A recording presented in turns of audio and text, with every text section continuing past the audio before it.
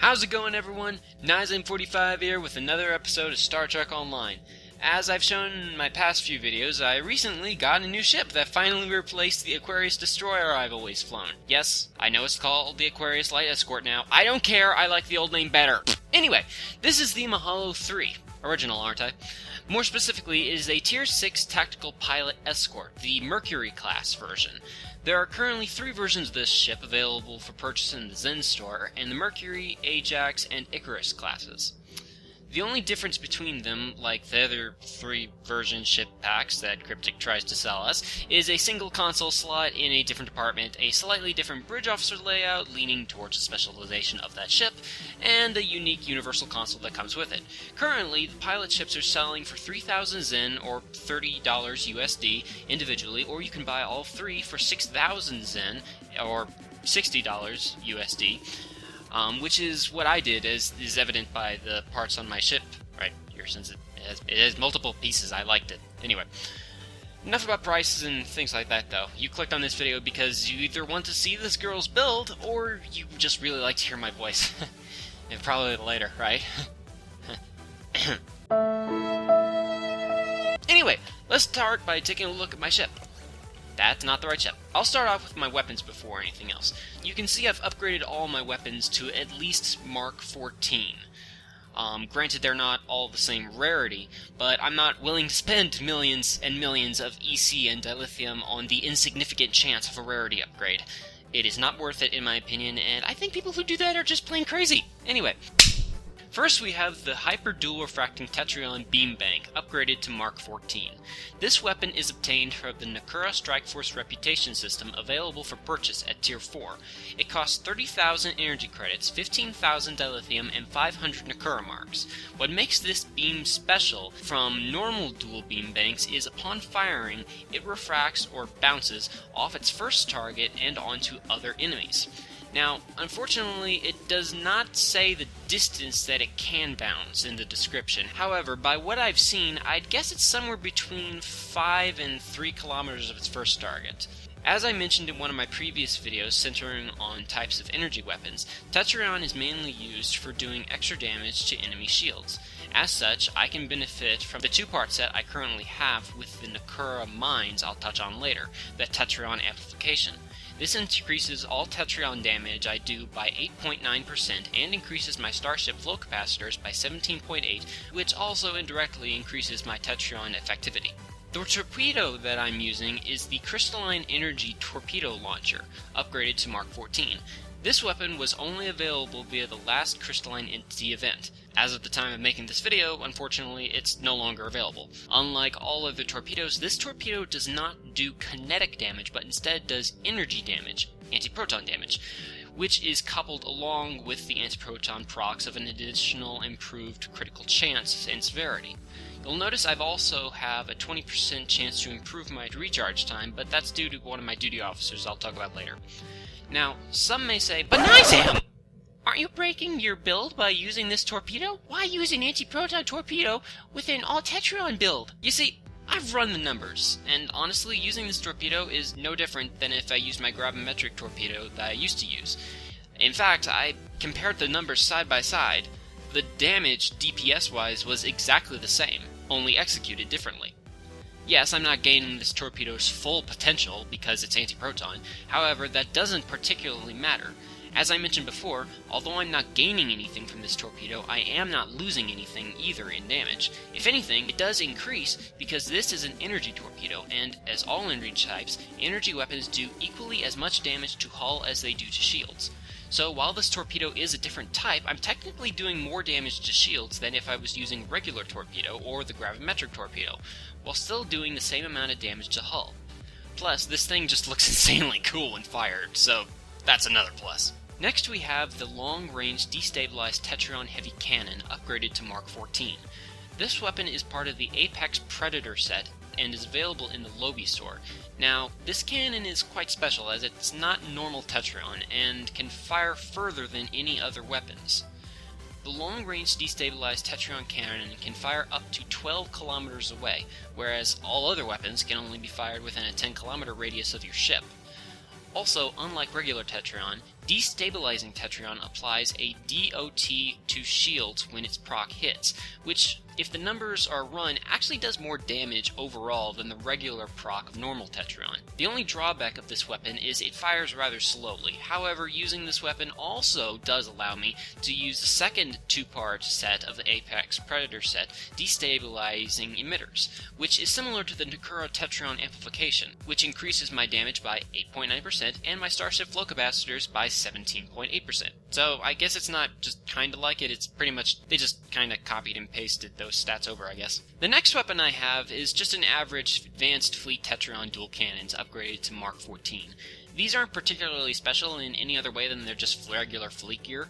I've had these for a while, but on the Muhalo II, I never had any room for them. When I switched over to the Muhalo III, the Pilot Tactical Escort, I gained an extra weapons slot, and so I slotted these. Last of my 4 weapons is an ultra-rare Mark 14 version of the Wide Arc Tetran Dual Heavy Cannons, which gained the accuracy, critical chance, critical severity, and damage mods. These types of cannons can be either crafted from the cannon school at level 15 or purchased on the exchange. These cannons act just like any other cannons, except they have a wider firing arc. Most ship cannons have a firing arc of 45 degrees, whereas the wide arc cannons have a firing arc of 90 degrees. These prove to be extremely useful for keeping your guns on target, even for a fast escort like pilot ships. Now for my aft weapons. First we have the Nukara Web Mine Launcher Mark 14. These are available for purchase from the Nukara Strike Force upon reaching Tier 2.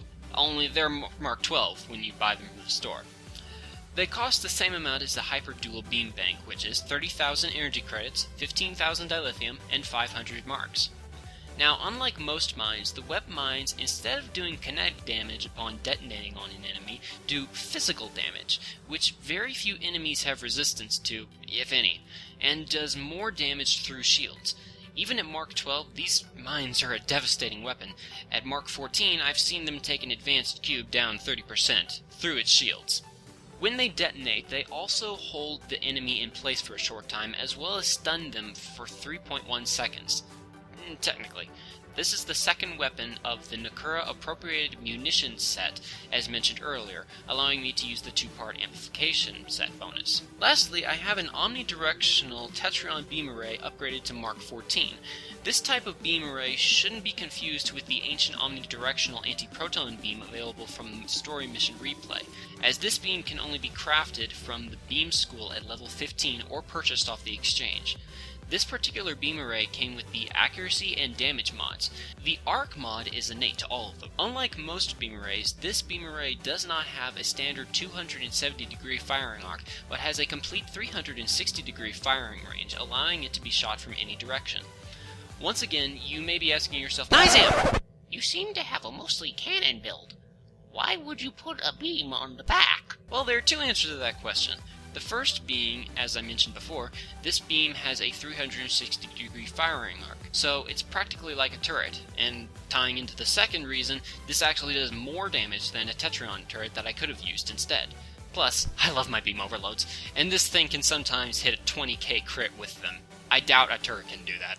Now that we've looked over my weapons, let's go over my ship equipment. First we have the Counter Command Deflector Array, upgraded to Mark 13. Now, I could go and upgrade this further, but honestly, it's not worth it at this point in my opinion. Upgrading it to Mark 14 would only increase its stats by 1.2, approximately. This deflector is available from the Counter Command Reputation for purchase at Tier 2, costing 40,000 energy credits, 32,500 dilithium, 5 isomorphic injections, and 750 Undine marks. Needless to say, like most Reputation equipment, they cost a buttload. Now, this deflector is in my opinion one of the best suited for Escort, as it increases my base accuracy by 5%, improves my Starship energy weapon damage and kinetic damage by varying amounts, improves my ship and shield hit points, and also improves my resistance to disables and hold, as well as my exotic damage, which we all know everyone does exotic damage. Haha. Now, my engines are the Adapted Mako Combat Impulse engines, available from Task Force Omega Reputation. Available for purchase at Tier 3. They cost 40,000 energy credits, 34,000 dilithium, 5 Borg neural processors, and 1,000 Omega marks. Once again, in my opinion, I feel these are probably the best engines for an Escort, or any ship that plans to move a lot. They first off increase my flight speed and turn rate by a good measure, as well as increase my shield and auxiliary power settings by a small amount. It says it increases my weapons power too, although I think that's a lie.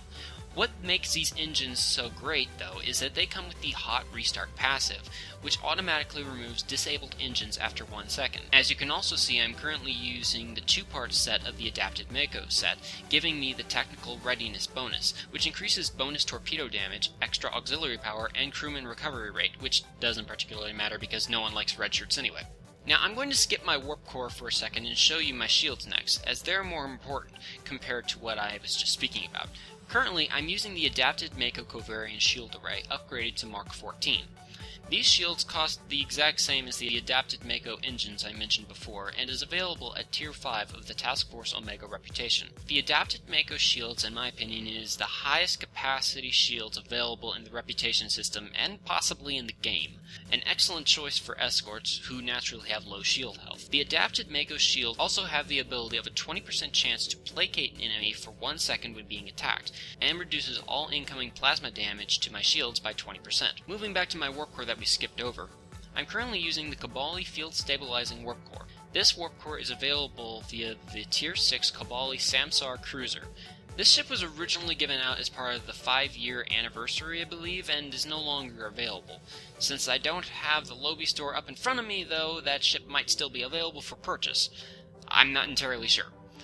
This warp core does everything a normal shield-oriented warp core would do, except its capacitor ability instead is a special AoE effect of 5 kilometers that greatly heals your shields and your allies' shields, along with increasing your own shield power settings for 15.4 seconds. This ability also repairs disabled shields. This is possibly one of the most tanky-oriented warp cores out there, I'd say, and is definitely great if you can use it. Okay, so now that we've covered my basic equipment layout, let's go on to my consoles and devices. The first console in my engineering slots is a Mark 14 enhanced neutronium alloy with the additional proc turn. This acts like any normal neutronium alloy console, giving me bonus kinetic and energy damage resistance, but also comes with the additional benefits of increasing my turn rate by 23.8%. Even though this is an escort, and I really don't need the extra turn rate, I figured, might as well. You can never turn too fast in my opinion. These types of special engineering consoles are available from any provisioned fleet dilithium mine that has reached Tier 3 trade. Each console at this rank costs 50,000 fleet credits and 10,000 dilithium, not withholding any discounts the fleet may have. My next console is a very rare Mark 14 upgraded version of the Threat Analysis Matrix. This console is part of the Hydrogen Apex Predator set, which is accompanied by the long-range destabilizing Tetran cannon I mentioned earlier. Essentially, this console increases my kinetic damage resistance, increases my defense by 2.5%, and adds to my Starship internal dampeners. The 2-part set activates the Destabilizing Emitter bonus, which increases my Tetran damage by 8.9%, and adds to my Starship Flow Capacitors, which also indirectly improves my Tetran effectiveness as well. This console is currently available in the lobby store for 200 lobby crystals. Last in my engineering consoles, I have the Regenerative Integrity Field. On each ship build I make, I like to have one ability I dub as my Save My Butt ability. This is Nizam's. This console was only available via the Kabali Samsar Cruiser I mentioned earlier, and is no longer available to new players as far as I'm aware. This console, when activated, instantly heals over 19,000 hit points on your ship, as well as redirects 100% of your outgoing damage as healing for 20 seconds, healing up to about 2,500 hull, but with a minimum of 320 hull. For an escort such as this one, this can compensate for up to half of my hull, and considering things like engineering team only heal 8 to 9,000, this console is a must. Moving down to my science console slots, I have the Spatial Charge Launcher. This console was originally available via the Loth Lockbox, but can still be bought on the exchange for a very high price. Essentially, when activated, this console sends out a series of missiles that target the fixed location upon locking their destination, dealing huge amounts of kinetic damage, 50% of which can go through shields. While this console isn't good for smaller, faster enemies, things like Borg structures are extremely susceptible to them. I've hit flanking damage of 67,000 damage with these guys. Now, I would like to just mention quickly, I also have the Micro Barrage launcher that came with Tactical Pilot Escort, which is a similar console, but targets up to 5 enemies, dealing constant damage within a 90-degree cone, dealing lesser kinetic damage twice every half second for 7 seconds with 50% shield penetration. I've chosen to keep this console in my inventory at bay, just in case I ever want to switch between them, because honestly they're both pretty good consoles. Next I have the Exotic Particle Field Exciter upgraded to Mark 14. This console is only available via the Research and Development Science School at level 15 or purchasable off the exchange. It gives the passive bonus of improving my particle generators, which is whatever, I guess, but the main bonus of this console is increasing my shield capacity more or equal to that of a field generator console. Plus, when you heal your shields, it applies the Field Exciter buff, which increases your weapon's power by 10 for 15 seconds. This passive bonus can be used once every 30 seconds. Currently, this console is going for stupid cheap on the exchange. Like, seriously, I think it's like 200,000 EC right now. You seriously need to buy one if you can get that. Last for my science consoles, we have the Plasmonic Leech. Now, this was originally a KDF faction-specific console to the Vandal Destroyer, selling in the Zen store for 1,000 Zen. However, with the release of the Tal Shiar Lockbox, this console was made available to both factions via cross-faction console boxes. This console is also available via the exchange if you have a few billion energy credits in your pocket, that is. The reason I feel this is possibly one of the best consoles in game is due to its passive abilities. The Plasmonic Leech will always steal 1.4 power settings from your enemy for 15 seconds and give that energy to your subsystems for 15 seconds as well, stacking up to 6 times, I believe. For those of you that are unaware how this works on your ship, let me just quickly explain. The more power in weapon subsystems increases your base damage. The more you fire a weapon, the less power you have before it can regenerate, which means the less damage the more you fire. This counters that and adds the lost power back to you to some degree. By what I've seen, sometimes up to a 30% difference in damage can be done and changed by this console alone. Now that's impressive. Lastly, for the consoles I have in my tactical, ranging between a series of Mark 14 vulnerability locators and vulnerability exploiters. The difference between these two consoles is minimal, but important. Vulnerability locators increase your critical chance by a small amount, whereas vulnerability exploiters increase your critical damage. Now, considering I use beam overloads so often, and since a patch long ago that beam overloads are essentially a guaranteed critical hit, this is one of those fewer times vulnerability exploiters come in extreme use. Each of these consoles, unupgraded, can be bought at varying ranks of a fleet spire, each for the price of 50,000 fleet credits and 10,000 dilithium, not withholding any discounts the fleet may have. Lastly, let's talk quickly about the ship devices I have before moving on. First, we have the Subspace Field Modulator. This is a device probably everyone has, but rarely uses by what I've seen. The Subspace Field Modulator, when activated, increases your base damage resistance by 34, decreases your proton damage resistance by 400, and increases your defense by 15, all for 15 seconds. It's a really good device, unless you're fighting in PvP and someone's using Protonic Polaron, in which case you are a very, very dead man. This device is available via the mission reward of the episode Skirmish in the Klingon War story arc. You can get the device as early as level 11. Next, I have the famed and also rare nowadays, the Red Matter Capacitor. Essentially, this is just a big reusable battery that increases all your subsystems by 25 for 25.4 seconds. It also fixes disabled subsystems, which recently hasn't been doing. Originally, this device was only available to players who owned a special limited edition box copy of Star Trek Online when it first came out, and, well, it still is. The only reason I got this is because I was on that one stream that Smirk did a while back, and he gave everyone a stream code that gave access to one. Unfortunately, this was also a stream where he accidentally lied to the audience, saying it was an account-wide, and then people unboxed it finding out that it was character-wide. As in one time only. So Nizam has it, and he always will, and none other characters will have it. So yeah, good device, nonetheless. Now, I also have 2 more ship devices in use, but oddly they don't need to be on my ship for me to use them. The first is another widely used device, the Nimbus Pirate Distress Call. This is gained from the mission Installation 18, which is part of the Wasteland story arc at level 21. All this does is contact a few pirate ships that will fight and aid you in battle, some attacking enemies, some healing and protecting you. Now, I could go on the wiki and read you all the very specific stats of each ship that it summons, but that would take another 15 minutes, and I don't think any of us want to hear that. This only lasts for 25 seconds, despite that the different sources say 20 seconds and 35 seconds, but it's a good ability to have nonetheless. Lastly, for my ship devices, and this is a bit strange, I have the Temporal Negotiator. Now, here's the weird thing about this one. It's not even on my ship. It's on my shuttle, okay? But I still have the ability to use it. Yay for bugs, right? Anyway, this device was available as a reward from the Delta Recruit event that was out a while ago and is no longer available to new players. When activated, this instantly recharges all bridge officer abilities by 50%. It should be noted that this does not reduce cooldown times of non-bridge officer abilities. Just thought I'd mention it since this stupid pilot of the Muhalo II thought otherwise. Now, for my traits.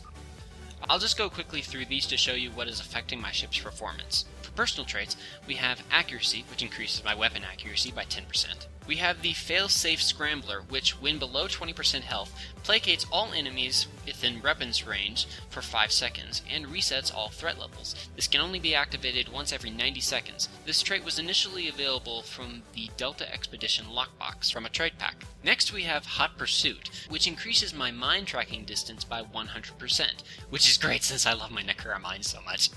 This trait was initially available from a pack in the Hydrogen lockbox.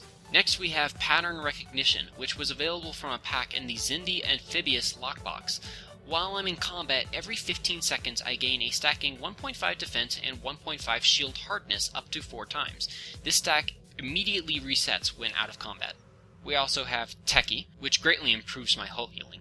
And lastly, we have the Albative Shell. Essentially, after reaching 10,000 damage, I am automatically healed about 2,500 hit points every half second for 3 seconds, increasing my base damage resistance by 33 for 3 seconds as well. This can only occur once every 30 seconds, and this trait was only available in a pack from the Xindi Terrestrial lockbox. So that's all for my personal traits. I'll move on to Starship and Space reputation traits in just a moment. I'd like to currently mention though, since I know a few of you are realizing that I only have 6 personal space traits, whereas I have 3 traits currently slotted that are ground. Now the reason for this is I'm just far too lazy to go in and change my space and ground traits every single time I do any kind of mission. Just want to put that out there. Now for my Starship traits. We have the Albative Field Projector, which gives me an extra 3,000 hit points every time I heal my shields. This trait is available from reaching Tier 5 of the Pathfinder Science Vessel. Next we have Desperate Repairs, which when I get critically hit gives me a Desperation counter for 2 minutes.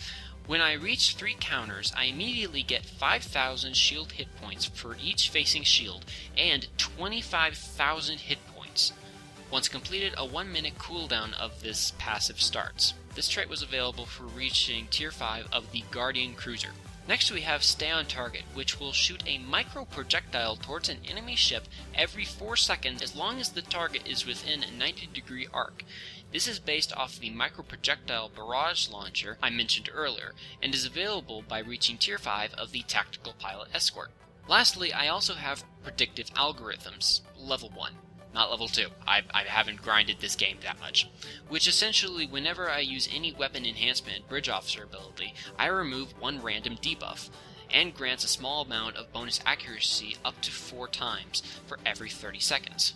This trait is only available by reaching minimum level 15 of the Intelligence Officer specialization. For my space reputation traits, we first have the Enhanced Shield System, which increases my shield capacity by 10%, and is available at Tier 2 of the New Romulus reputation. Next we have Energy Refrequencer, which heals my hull 2.5% of my outgoing damage, up to 10 times per second. This trait is available from the Iconian Resistance reputation at Tier 2.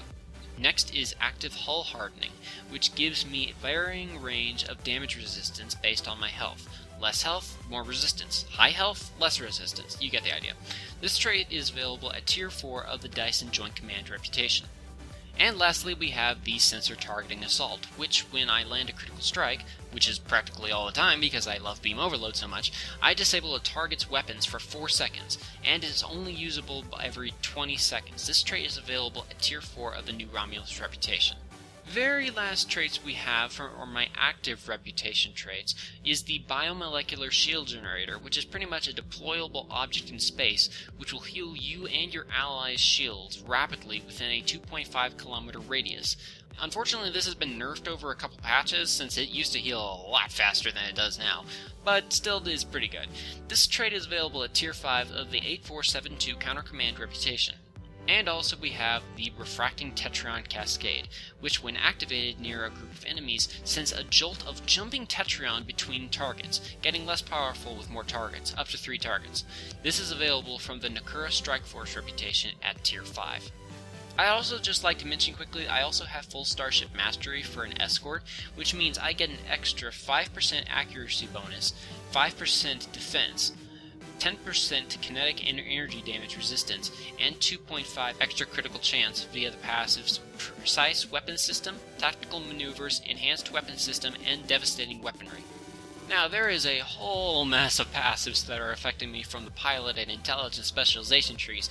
I'll mention just a few of the biggest in a minute, though I'll save you and myself the headache of going through every one of these. Next, I'll show my duty officers in my space roster, which include a purple con officer, which reduces my recharge time on evasive maneuvers by 5 seconds. 2 purple projectile weapons officer, which both have a 20% chance to improve my recharge time for torpedoes by 5 seconds. Ro Taban, the blue technician from the DS9 pack in the Zen store, that reduces the cooldown for engineering team by 6 seconds and buffs engineering team to improve my hull healing by a small amount. And lastly, a purple development lab scientist, which decreases my science team ability by 8 seconds, and gives me a small buff on my shield healing.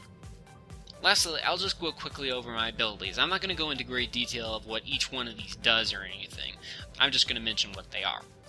We have Science Team 1, Hazard Emitters 2, Tactical Team 1, Cannon Rapid Fire 1, Beam Overload 3, Attack Pattern Beta 3, another Tactical Team 1, Torpedo Spread 2, Beam Overload 3, that's right, 2 Beam Overload 3 people, Engineering Team 1, Emergency Powers to Shields 2, and special to the Pilot Officer seat, Pilot Team 1, which increases my speed for 10 seconds and immunes me from movement debuffs for 2 seconds, and also Reinforcement Squadrons 1, which calls a bunch of little tiny ships to fight alongside me and attack a target. Now, I'm not going to go into great detail on what these guys do, just because I don't honestly know myself. But they come with, I think, a cannon and some beams and a torpedo, and they also have what looks like a jet warp plasma or something like that. As for my non-bridge officer abilities, I also have Rock and Roll, which sends my ship into a big loopity-loop, immunes me from damage, gives me 100% flight speed, and unlike the Aquarius Destroyer, I actually loop, which also immunes me from slowing debuffs and negates my turn rate for the duration. This ability is initially unlocked by purchasing it in the pilot specialization at Tier 2 of the tree. I also have Intelligence Fleet 2, which increases all my shield and armor penetration by 15% when used, increases starship stealth and sensors, all for 30 seconds. This ability is also unlocked upon purchasing it in the Intelligence Officer specialization at the bottom of the tree. So yeah, whew. That is pretty much the Muhalo III in a nutshell. A very, very, very giant nutshell. But either way, enough talk, let's go show you this ship in action now. Now I just need to find a queue that's not dead. You can always count on Fleet Alert. People always want to get their fleet credits, so they can put them nowhere. Well, let's hope I can shoot straight. My eyes are crossing from having to read for the past hour. No, seriously, I was reading all those stats for the Muhalo III over the past, literally, hour, so that was fun. What are we gonna be fighting? Oh no, it's Gorn. Okay, whatever. It's usually Nausicaans. I'll kill some lizards. Also, that's something else I forgot to mention that pilot ships can do. Pilot ships have maneuvering thrusters, which is this little bar down here. Essentially, when you double tap or push the button to do it, every time you tap one of the directional arrows for space movement, you can do a barrel roll, or jump forward some, or jump back some, or do another barrel roll. Left and right are just barrel rolls, actually. So, oh, that was a nice bang. I was gonna put some mines out, but then they blew up, so never mind. No mines for you.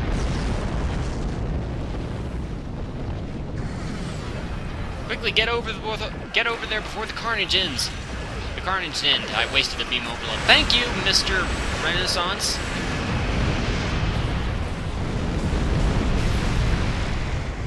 What torpedo was that? That was cool. Yeah, that's the only downside about doing a queue, to show how a ship performs, just because you got a lot of other people playing as well, and it's kind of hard to tell what damage you're doing and what damage other people are doing.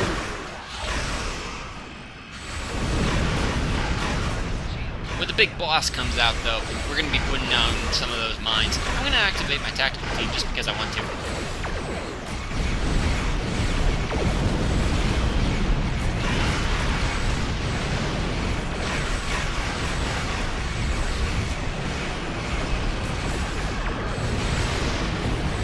Backing up.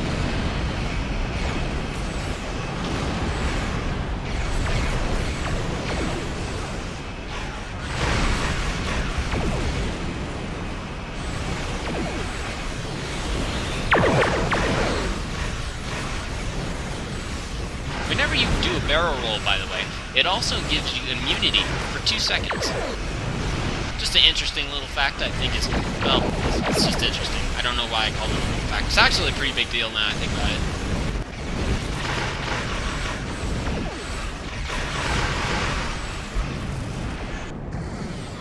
it. Okay, boss group. Where are they? There they are, the IKS Nogsin. Is that like Yandere Simulator? Don't mind me, Mr. Yogson. I'm just going to place some bombs under your little butt right there. Also going to slow you down, use my Tetran thingy, do this, and send some bombs after you. Oh, he is going down. He is going to... Look at that health drop. You see, that is why I love Nukara mines.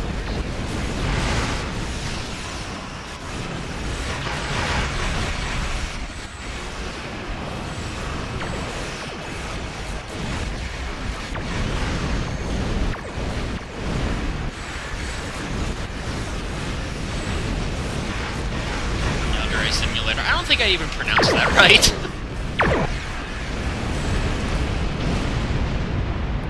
And there we have it, everyone. We're just going to fly off into the explosions. Yeah, 85% going through the explosions. That's the lowest my ship got throughout that entire thing, by the way. I'm going to do a victory barrel roll. My ship just loves to do barrel rolls now that I think about it. Woo! Okay, so that, everyone, was the Tactical Pilot Escort. I see loot over there I want it. So, thank you all for watching this video. I know this was probably a very long video. I actually don't know how long this is going to be when I edit it, because I have been reading for an hour, but I don't know how long that's actually going to be in video terms, because I'm going to have to edit that a lot. Once again, sorry this video took so long to be out, and that's also why there was no video last week. Just because I needed a lot more time to actually get this done. There were a lot of stats I rambled off while reading this video, and it took me a while to do all that research, plus work's been keeping me busy and I didn't have time to do it as much, so I hope you guys can understand. Thank you all once again for supporting me on the channel. I love seeing your guys' comments and feedback all the time, and thank you all again for supporting it. Anyway, thank you all so much for watching, and I will see you in the next video.